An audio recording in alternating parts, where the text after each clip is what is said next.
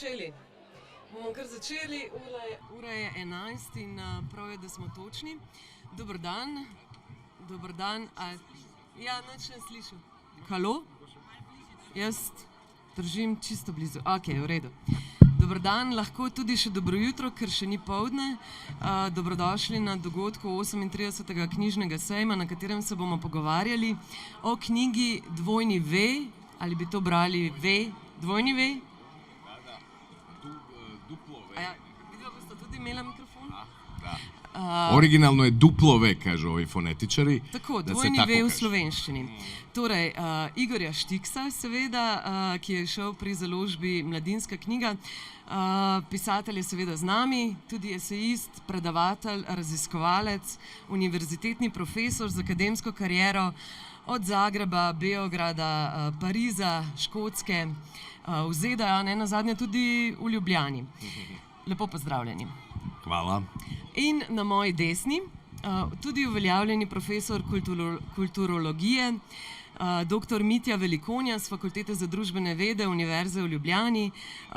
Oba gosta druži akademska, teoretska kolegijalnost, pa tudi zelo praktično prijateljstvo. Jaz sem Nataša Štefe, novinarka Zavoda. Za začetek pojasnilo. Igor Štiks bo govoril v svojem jeziku, ampak si bomo medsebojno pomagali in verjamem, da se bomo razumeli. Če kdo kaj ne bo, pa se lahko zadere oziroma si bomo pomagali pri kakšnem prevajanju. Veseli bomo na koncu morda tudi kakšnega zelo zgoščenega vašega vprašanja in po koncu bosta oba avtorja tukaj na voljo za kakšno izjavo. Sicer pa, začnimo takole. Glede na to, da je ta knjiga še zelo, zelo sveža, praktično vroča iz tiskarne, glede na to, da je še avtor nima povsem v lasti, me zanima, išla je v prevodu Aleksandre Rekar, predtem pa leta 2019 že na Hrvaškem in leta 2020 v Srbiji. Zdaj z neko to distanco, v kateri ste pridobili že tudi kakšen odziv bralcev, ob tem, da pač knjige pri nas še ni večina prebrala, bom zastavila povsem enostavno vprašanje, v katerem boste vi povedali, kaj bi želeli izpostaviti. O čem gre ta roman? Oziroma o čem gre knjiga? Pa to je najteže pitanje. Naravno, zato što knjiga pokriva jedan dug povijesni period, dug, ali prilično gust i bogat od 68. do danas, ali se vraća sve do Oktobarske revolucije.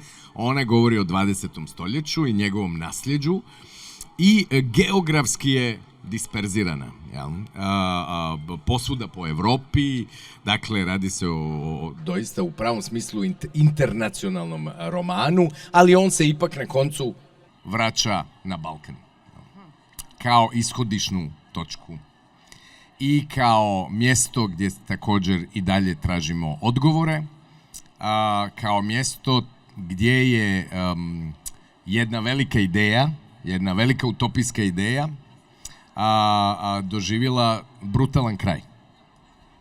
Več o tej ideji v nadaljevanju. Mitja, vi ste bili eden prvih bralcev te knjige. Kakšen je bil vaš vtis, ko ste jo prebrali? Ja, moj je bil najprej hvala za vabilo in mi je v čast v bistvu, da pomagam govoriti o tej knjigi. Zelo dober vtis je bil tudi ljudem, ki sem to knjigo posodil. Moram povedati eno malo anekdoto, da ta knjiga je v hrvaščini, bil sem na promociji knjige, ki je bila 29. novembra 19 v Zagrebu, no in ta knjiga mi je izpuhtela, končala je pri enemu, pri drugemu in tako naprej. Skratka, to je slabo zame, ker nimam te knjige, sem vesel, da imam zdaj slovenski prevod, dobro pa za knjigo, ker je dobila pač svoje bralce. Mi je bilo všeč tako z tega stališča, ker obravnava, kot je rekel Igor, pravzaprav neko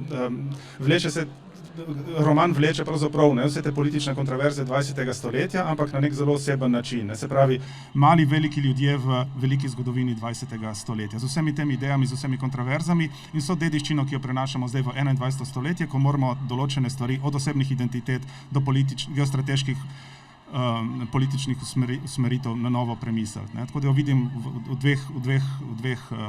na dveh nivojih kot intrigantno, ne? Čisto v nekem osebnem smislu, v povezavi z nekimi političnimi idejami in praksami. Mogoče kakšna beseda o žanru. Igor, vi ste govorili, da je ta povzetek, ki ste ga vi naredili, kar ste vi izpostavili, je bilo pravzaprav nek zgodovinski pogled. Kaj bi vi rekli, kakšen žanr je pravzaprav ta knjiga? Ker zanimivo se mi zdi, da ga v različnih državah uvrstijo na različne police, ne? Da, to je pitanje koje ćemo ostaviti čitateljima da odluče. Kojem žanru pripada ova knjiga? Ovo izgleda, ovo je jako, to se ne čuje. Ali svakako ona koristi nekoliko žanrova. Ja bih rekao da je to roman ideja i strasti, roman ideja i akcija, ali naravno njih nema bez strasti, roman koji propituje kako nas ideje vode u akciju ili konačno kako nas strasti vode ka određenim idejama. Ali istina je također da ovaj roman jeste roman koji ima dimenziju trilera, romana Who Done It, postoji misterija na početku koja se rješava na kraju. I u tom smislu postoji jedna dinamika, detektivska dinamika otkrivanja ko je ubojica. Da bismo kroz to detektivsko otkrivanje zapravo prošli čitavo 20. stoljeće, a posebno posljednjih 50 godina. Omenjali ste, zdaj pa dela. Omenjali ste idejo in akcijo. In ravno ta dvojnost, ne, je tudi v samem romanu, ne samo v dvojnem V, se pravi po eni strani toliko upam, da lahko izdam Vladimir in Walter, oziroma morda raje obrnen vrstni red, Walter in Vladimir. Torej po eni strani neka teorija, ideja, vse tisto, kar zajamemo z nekim intelektualnim delom, pisanje člankov, predavanje, in po drugi strani akcija, lahko tudi nasilna.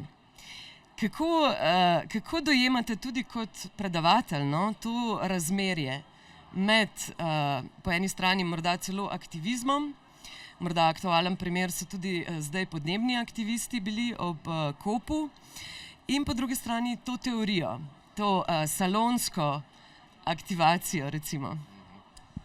Pa taj sukob između teorije, intelektualnog djelovanja, ideja i akcije koja se dešava u realnom svijetu, a realni svijet nije, kao što bi rekao Mao, vrtna zabava ili čajanka, nego je izrazito nasilan. A ta akcija koketira sa granicom nasilja i nju prelazi. Dakle, ta dva pola su prikazana kroz sukob dvoje glavnih likova. Jedan koji se zove kao ja i drugo ženski lik, glavni Tessa Simon. Sad, naravno da ovdje postoji jedan problem da nam se glavni junak zove Igor Štiks, jel? Do tega še pridemo. I sada, o čemu se tu radi, da li sam to ja, jel? Ne znamo, da li ili ne, vidjet ćemo, ali se sjećam neke stvari imaju svoje ishodište u realnom životu. Kada sam došao u Pariz i kada sam studirao na tim ljevičarskim univerzitetima, onda i nekako se ulazio u te krugove. Tada sam upoznao jednu osobu koja se zove Tessa i ovo je omaž njoj, koja me je suočila već tada sa tim kontrastom velikih ideja, velikih rasprava, univerzitetskih, teorijskih tekstova, svega onoga na što smo gubili energiju, misleći da samo idejama možemo i argumentima da možemo mijenjati svijet, dok je ona bila prava globalna aktivistica koja je tako išla od Zapatista do Palestine. I taj sukob je ostao sa mnom i konačno se preselio i na stranice ovog romana. Ok, ko ste že sami omenili to, da Tessa obstaja realno, da je Igor Štiks glavni junak v tem romanu, je to pomanjkanje domišljije za imena ali narcistična poteza? I jedno i drugo, sigurno. Okay. Prav.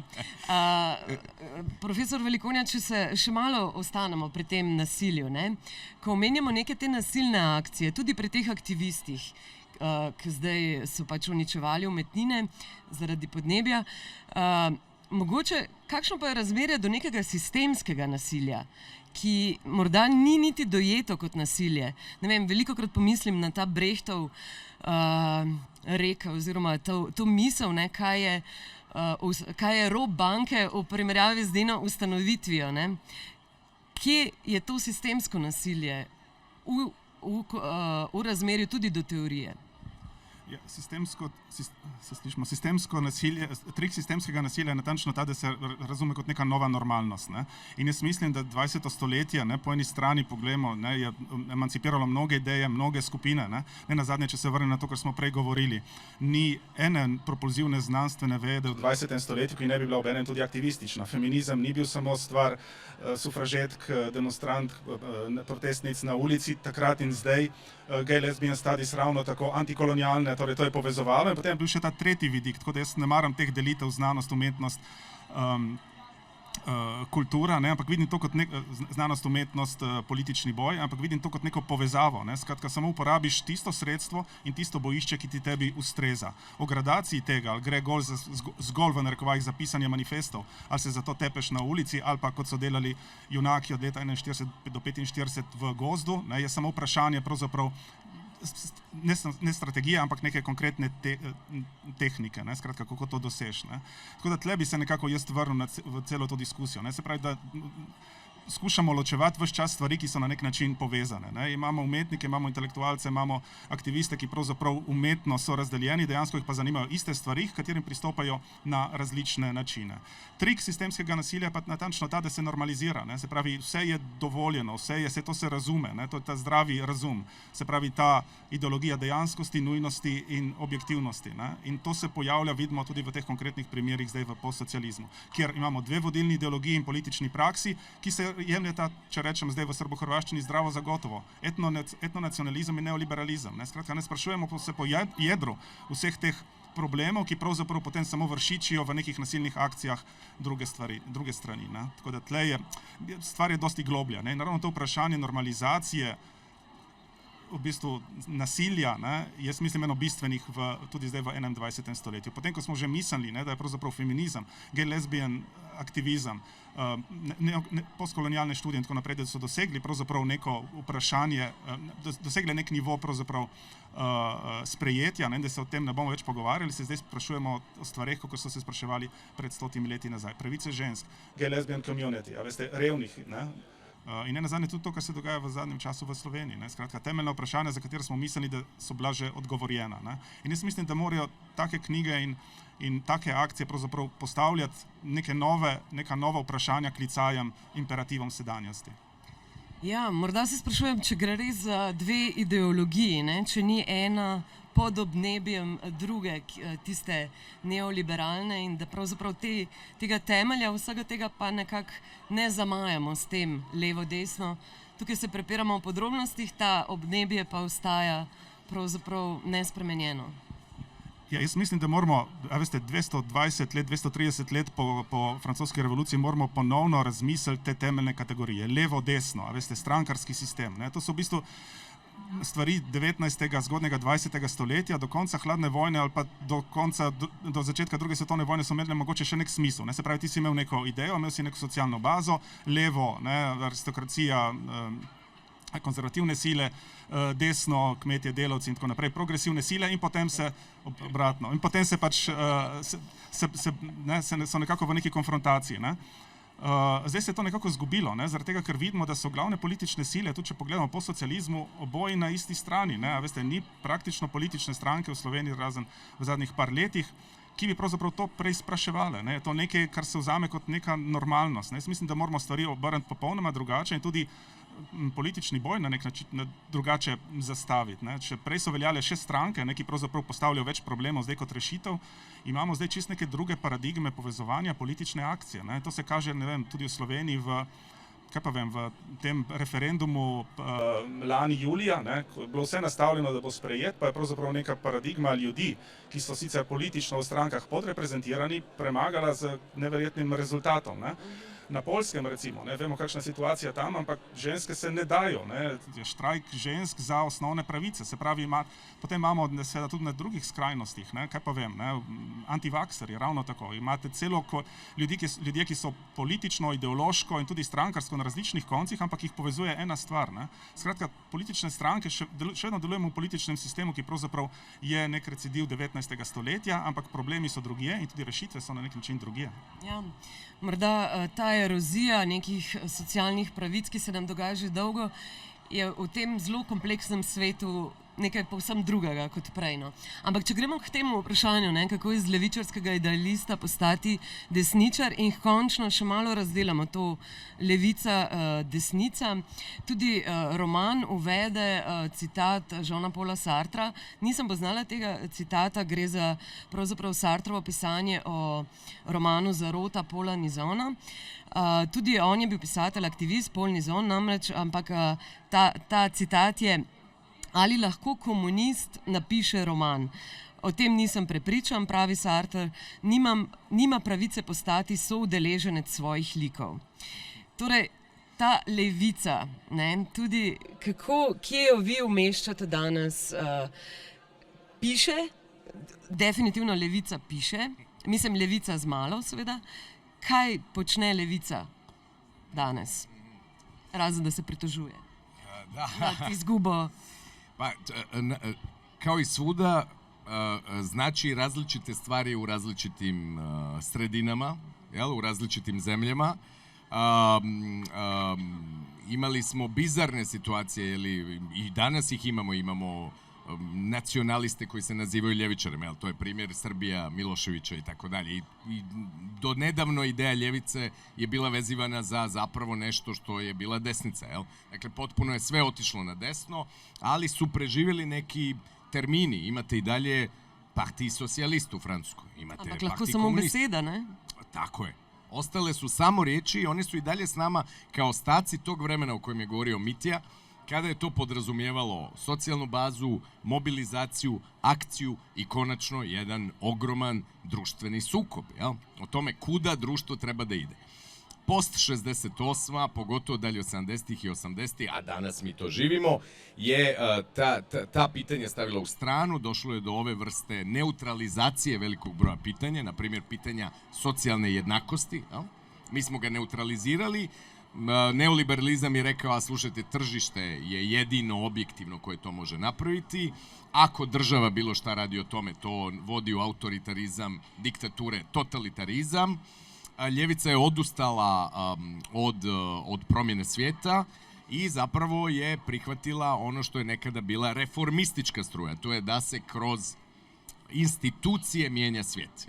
I na neki način svi smo mi reformisti danas. Jako ih je malo pravih revolucionara, možda bi rekao neki zapatisti ili ove borbe za nacionalno oslobođenje kao Kurdi, ali na ljevici uglavnom imamo ili radikalnu retoriku, to su ovi koji se smatraju jako revolucionarnima, ali su obično zatvoreni u svoje krugove, ili imamo jednu reformističku agendu da se prolazi kroz institucije, da se tu pokuša nešto napraviti, što je također važno. Ne umanjujem taj značaj, zapravo mislim da je izrazito bitno da smo konačno nakon 20 godina postsocijalizma u kojem je ljevica prava bila više manje delegitimizirana, možda najmanje u Sloveniji, ali u čitavoj istočnoj Evropi je to bio slučaj. Konačno imamo ljude koji zastupaju određene ideje, pa eto, barem socijalne pravde u institucijama. To je konačno i posljedica ovih društvenih pokreta koje smo imali na Balkanu i u nekim drugim knjigama sam pisao o toj novoj balkanskoj ljevici. Ono što me zanimalo iz tog iskustva, moje participacije u tim družbenim gibanjima, jeste koji su korijeni svega ovoga, jel? Zašto smo mi sada u ovoj situaciji. I upravo zbog toga se vraćam na taj ključni moment Pariza 68. kada se u jednom trenutku činilo da je sve moguće, a zapravo već sutra nije bilo moguće. I dugo nam je trebalo da shvatimo da je taj trenutak bio propušten, da on možda i nije bio realan ali iza sebe ostavio, naravno, tu dedišćinu, to nasljeđe, slika, akcije, imaginarija, dok je realnost već pripala desnici. Ampak morda malce provokativno vprašanje, ampak recimo, ne, če je neka enakost, neka vodilna ideja leve struje, leve politike, zakaj se levica ni, kot bi rekel z Ničejem, 2000 let pa nobenega novega boga, zakaj se ni spomnila ničesar boljšega od komunizma? Teško pitanje. Pa sad ovisi, naravno, šta ste misli pod komunizam, jel? Hočem reči, mogoče še lahko dodam, no? Hočem reči, da družbe so lahko enake na dva načina, ne?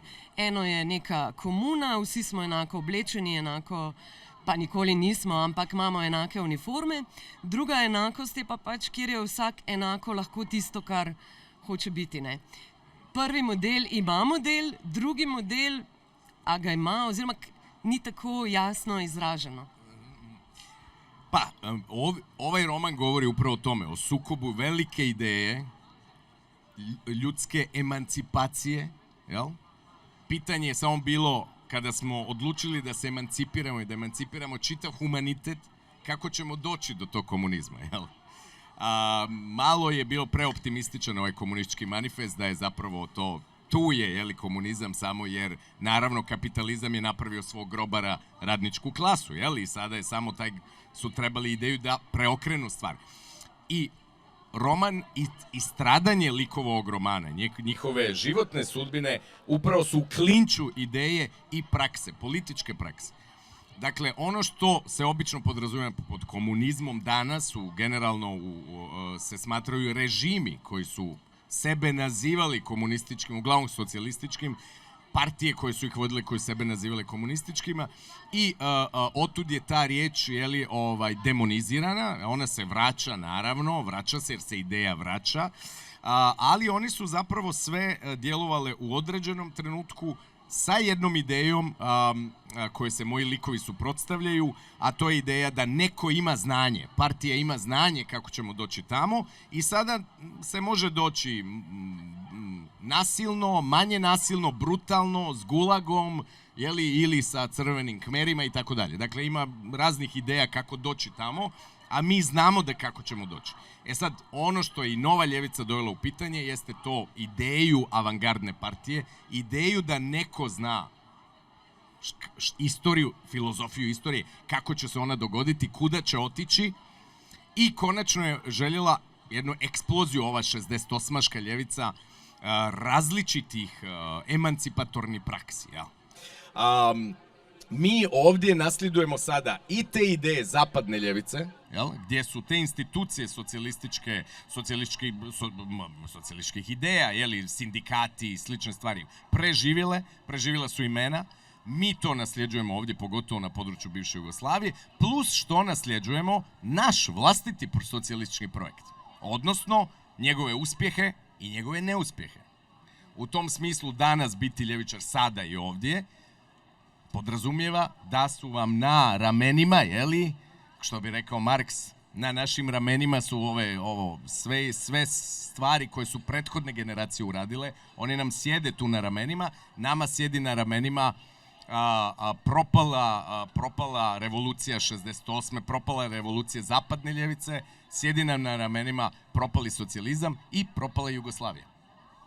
To je dosta. Ja, sve to je kar težka prtljaga, ja. Mogoče ravno vprašanje, kako se rešiti prtljage, ne, od te traume, to je tudi v tem romanu, ne. Ja sam pokušao, odnosno ne ja, ovaj lik je pokušao, tako što je on otišao, onda je otišao i mislio je da može da se toga oslobodi svoje prošlosti tako što će biti pariški intelektualac.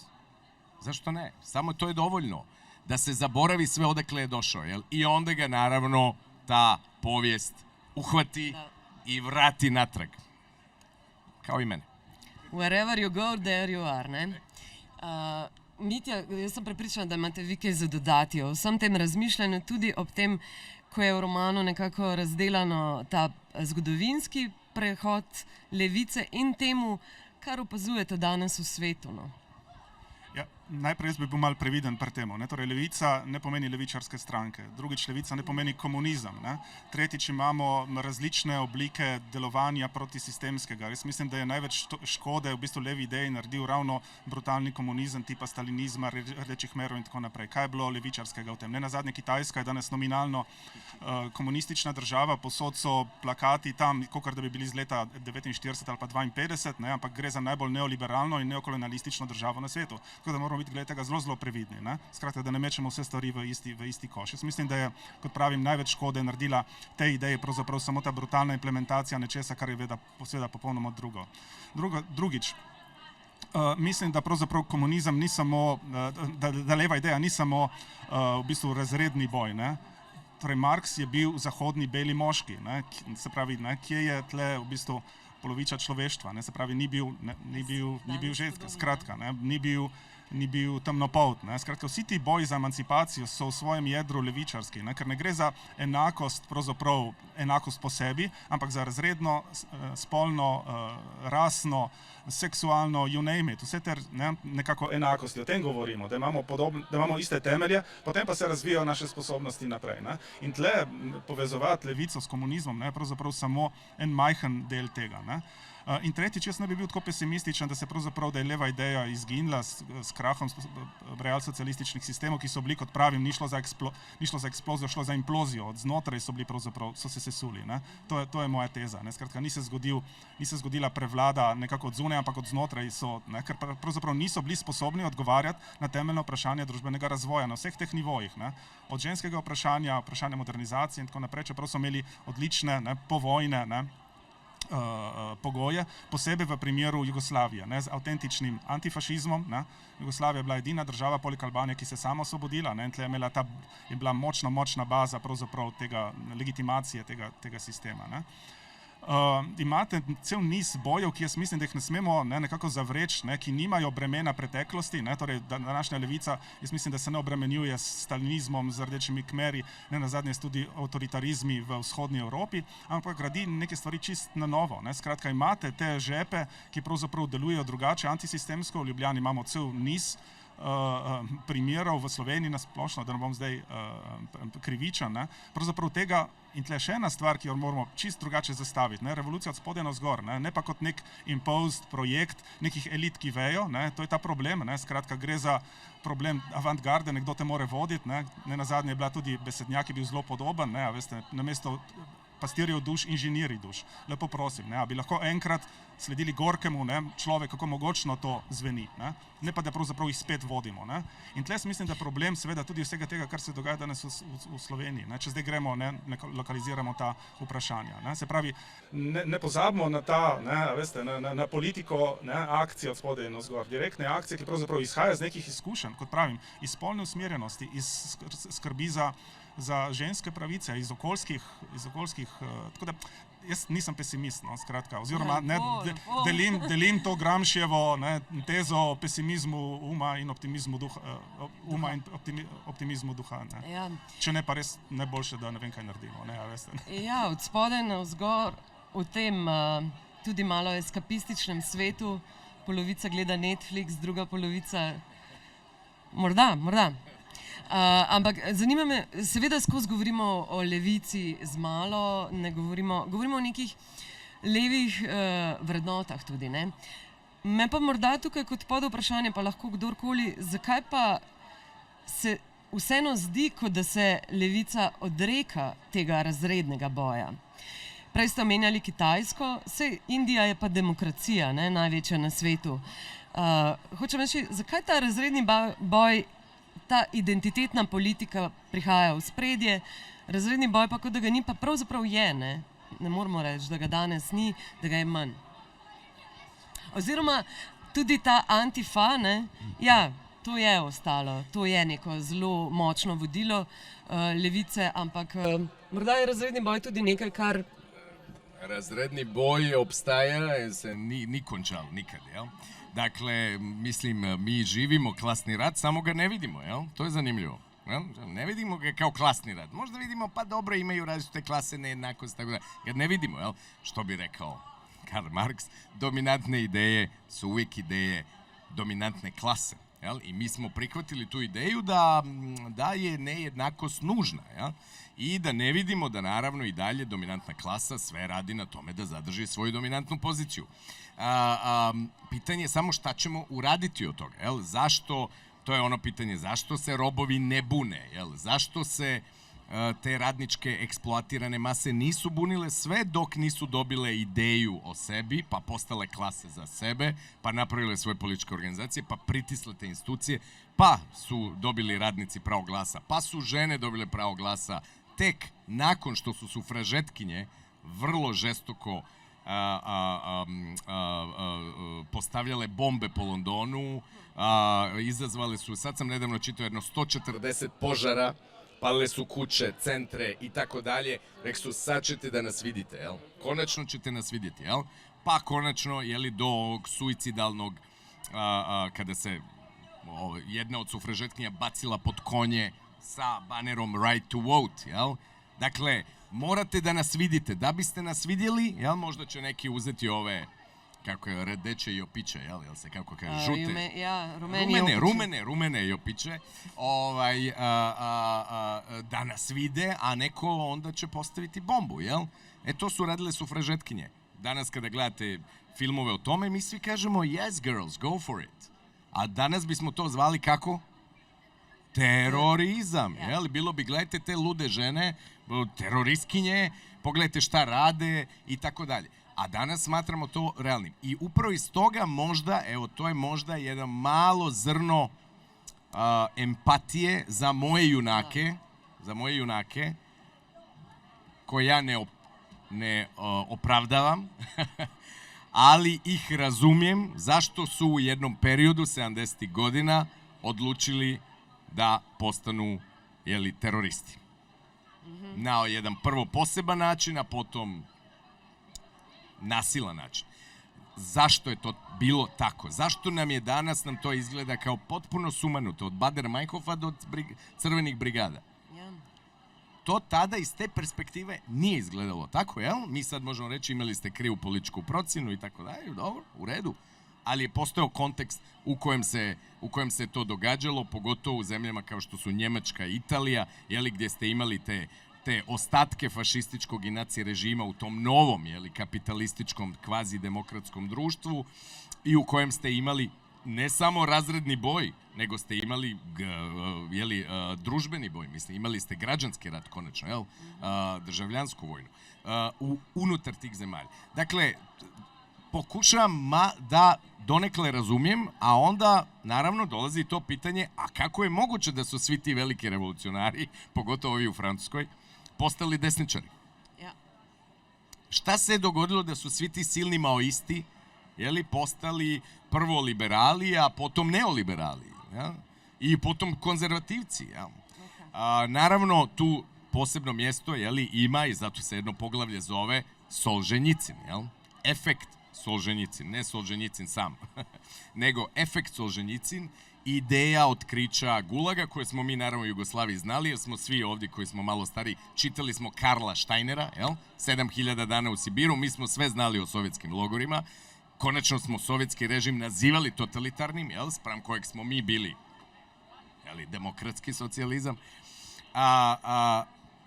ali ga je zapadna ljevica otkrila tada i tada se dešava jedna vrsta raslojavanja o kojoj konačno govori Danilo Kiš u svojoj knjizi Grobnica za Borisa Davidovića. On je tada u Francuskoj i dolazi do, jedan dio ljevice kaže ovo nije moguće, utopiju ne možemo ostvariti na ovaj način. Zapravo, drugi dio kaže utopija možda nije moguća, a treći dio kaže utopija je genocidna. To je ono što će na kraju pobijediti. Ideja da bilo koje utopijsko razmišljanje da možemo promijeniti svijet završava u Gulagu, završava sa crvenim kmerima i tako dalje. To je ono što će nadvladati. A jedan dio ljevice je onda u toj situaciji smatrao da će možda nešto uraditi sa Mitterrandom, na primjer, sa Union de la Gauche, a drugi dio je rekao ništa se ne može promijeniti osim sa nasilnom akcijom, oružanom borbom doći do promjene. I to je ta drama 70-ih, 80-ih koja se dešava prije pada zida, koji će onda potom nas sve gurnuti, ne samo nas na takozvanom istoku, nego čitav svijet u post-socijalizam. Prestajemo zamišljati bolje, pravednije društvo, svi smo ušli u post-socijalizam, prihvatamo ekonomsku logiku kao jedinu logiku, tu imamo i ove naivne ideje Fukuyame o kraju povijesti, sa liberalna demokracija svi je prihvaćaju, svima je ona sjajna.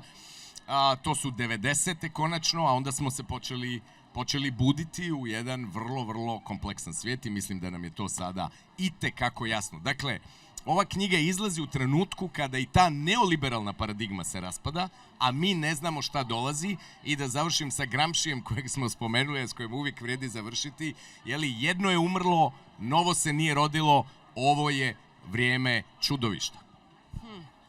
To ste zdaj tako lepo zaokrožili, da morda bi pa tukaj kar poprašala, če ima kdo kakšno idejo, komentar, kakšno vprašanje v publiki.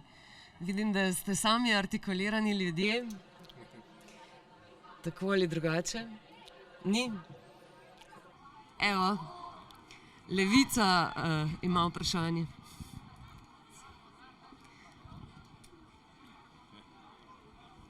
Samo kot ilustracijo mogoče. To debato smo začeli s komentarjem, citiram voditeljico, pravi vprašanje nasilja, kot naprimer podnebni aktivisti, ki danes uničujejo umetnine. Kaj bi bilo uničevanje umetnin v primerjavi s sufražetkami, ki jih Igor tako lepo predstavi? Predvsem pa, a sem jaz edini tukaj, ki ne vem za niti ene umetnine, ne vem, da bi jo uničili. Polivali so okvirje in stekla.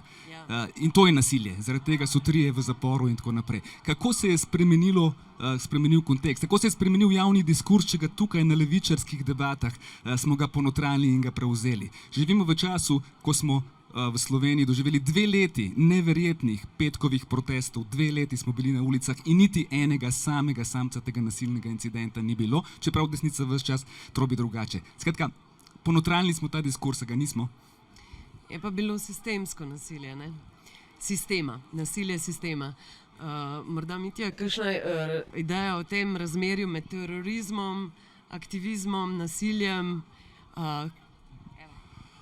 Jaz bi se mogoče vrnil na to, s čimer je končal Igor, namreč bolj kot nas prepričujejo, da ni prihodnosti, da ni utopije, jaz mislim, da se utopije vračajo. Zaradi tega od ta moj optimizem. Skratka, ni tako vse brezupno, bolj kot nas na eni strani prepričuje, bolj na drugi strani vidimo, da ta sistem kot tak pušča. To ne pomeni, da se te nove stvari, nove utopije zelo hitro potem normalizirajo in postanejo to, na kar je Aleš opozoril. Skratka, da prevzamemo ta diskurs. Ampak jaz mislim, da vseeno na različnih koncih prihaja, tako kot v 20. stoletju, pravice žensk, pravice gej, lesbijans, nebele svetovne populacije. Skratka, tudi to je izgledalo takrat nekaj zelo topičnega, pa je prišlo do nekih premikov. To ne pomeni, da gre v eno smer, da gre za, kot pravi Viko, korsi ali korsi, greš malo naprej, malo nazaj, ampak vseeno, tle jaz ne bi pozabil na pravzaprav vsa ta žarišča in te nove ideje, ki postanejo lahko potem tudi prakse, ki se lahko ne nazadnje, tudi vidimo tudi v slovenskem primeru, rezultirajo v določenih političnih opcijah oziroma celo v stranki. Vrnil bi se pa še na eno stvar, to, ko smo prej govorili o razrednem boju, torej razredni boj je v bistvu koncept 19. stoletja. Od 19. stoletja se je marsikaj spremenilo. Skratka, Marx ni poznal množičnih medijev, ideoloških aparatov države in tako naprej. Skratka, danes je glavna ločnica, če mal karikiram, ali ti navijaš za Real ali za Barcelono. Skratka, zdaj smo vsi veseli, da je nogometno prvenstvo, vse se zagali tam zločini, ampak le konc koncev je le žur, le uno. Skratka, hočem reči, da nas to zdaj pravzaprav recimo, a veste, Tako da tle je neka hegemonska zmaga, idejna zmaga, in če se zdaj vrnem na to aktualno diskusijo na referendum v nedeljo, vprašanje javnega dobrega, javnih dobrin, strokovnosti, ne pa pravzaprav politične pristranskosti, ki, kot pravim, izhaja iz nekih elit, ki so čedalje bolj samozadostne, ki ne nazadnje pridejo zelo dobro blizu ena drugi. Kot sem prej rekel, vse slovenske politične stranke, izvzemši eno, pristajajo na etnonacionalizem in neoliberalizem. Skratka, ni prave alternative. V tem smislu vidim neko res hegemonijo, ki se jo da potem nažirati na, kot pravim, takšne načine okrog nekih ad hoc, z vso problematičnostjo, kar ad hoc združevanje pomeni. Imamo, protisistemske demonstracije, v katerih so cel ta tradicionalno rečen diapazon od leve do desne, ne? Ki pa pomenijo neko novo paradigmo. Zdaj, kako to zajeti, ne? V politične stranke prav gotovo ne, ampak okrog določenih problemov, ne vem, kot sem rekel, ženske pravice, pravice gay, lesbians, okolje, ne, a veste, ne? Tle se nekako tvorijo neke ad hoc koalicije, povezave, gibanja, ki so lahko še kako pomemben faktor, ne? Vprašanje je, kako bo pravzaprav ta okostenel sistem parlamentarne demokracije, ki vlada že 200 let, pravzaprav to znal kanalizirati, zdaj se kaže bolj, da to nekako uničuje, ne, oziroma kontrira temu, ne, ampak tudi tle so neke omejitve. Ne moš preko teles, da zaključimo s drugim avtorjem, ne, s Foucaultem, ne, veste, ne, tle vseeno vsak glas šteje, vsaka prezenca, ne, vsako kolo tam zunaj, ne, na nek način šteje, ne. Se mogoče spet čas za to, da zastavimo svoje telesa, ne. Nekaj sem imela v glavi, pa mi je ušlo, ampak morda bi pa skončala z vami s tem vprašanjem z naslovnice. Mitja je omenjal te posamezne razpršene borbe za ženske, za gejevske pravice. Kaj sploh pomeni boriti se za boljši svet? Pa, s obzirom da... Danas. S obzirom da je sjećanje... odnosno zaborav, produkcija zaborava je strašno velika. Mi smo sad zaboravili šta je bilo 60-ih, 70-ih, mislim, ne sjećamo se Jugoslavije. Ja sam u ponedeljak predavao, klinci su gledali, govorim u Beogradu sam predavao, gledali su Goodbye Lenin i onda sam postavio jedno glupo pitanje, a ko je taj Lenin? I onda je bilo ruski poeta, baletan, onda su naravno brzo je neko pogledao revolucionar i državnik. Kad? Koje stoljeće? Ko je Lenin? Imali smo ozbiljan problem, oni imaju 19 godina i žive u gradu u kojem je nekad postojao bulevar Lenjina i tako dalje. Njihovi roditelji su obilježeni socijalizmom, djedovi, bake, postsocijalizmom, oni sami. Dakle, ne znamo ko je sad taj Lenin i zašto goodbye, jel? I je li to doista goodbye. Dakle, imamo problem. E sad, to je moj profesorski prilog obrazovanju, jel, kada predajem, ali ovo je moj književni prilog borbi protiv zaborava, jel? A borbi protiv zaborava, ovdje mi smo govorili dosta o generaciji 68, ali se tu pojavljuje još jedna generacija koja se borila 30-ih, koja je doživjela gulag, koja se potom borila u oslobodilačkom ratu, jeli u Drugom svjetskom ratu, koja je onda gradila novi svijet i koja je vidjela kako ta utopija propada. Dakle, ta generacija je također prisutna, jel? Dakle, nekoliko generacija koje smo zaboravili ili smo ih donekle tako pretvorili u pomalo objekte konzumerizma, kao Che Guevara i njegova podoba, njegov lik i tako dalje.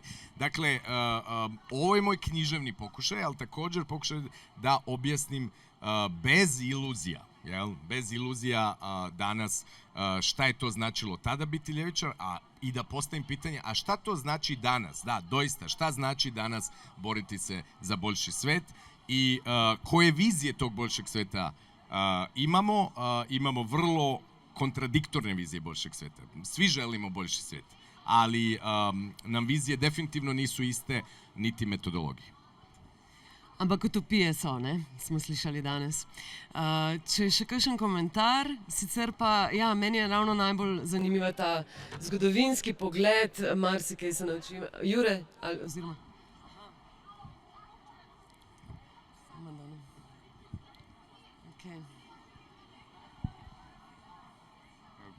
Prej ste omenili, ste rekli vprašanje o kdo je Lenin, ne? Jaz bi drugo vprašanje postavil, kdo je Hegel? Oni so se učili, ne? In Marx in Lenin in Stalin in tako naprej od Hegla. Pa se vprašamo, ali so bili nasilni, ali so bili pametni, ali so šli za napredek sveta, ne vem zakaj. Ampak nekaj je zanimivo pri Heglu. Nikdo mu ni nič oporekal. izustuje tri zelo pomembne stvari. Boga ni, človek je Bog, ne? Pa zanimivo je tretja stvar. Industrijski inženiring je višek človekove dejavnosti in ustvarjanja. Z njim je človek dobil znanje za boj proti naravi.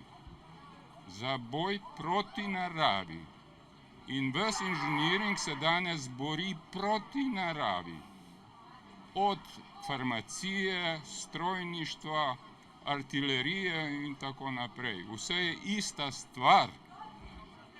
Pa dajmo že enkrat neham 200 let je od takrat in mi to jemljemo za sveto, kar je on izrekel. Dajmo se boriti za naravo, ne pa proti naravi. Ja, hvala vam, gospod, za tale komentar. Evo, to pa res podpišemo. Igor Štiks, Mitja Velikonja, hvala vama za ta pogovor, pa verjamem, da se boste še tako pogovorili. Hvala ti, Nataša, i hvala ti što nismo ništa otkrili. To ćete otkriti u knjizi.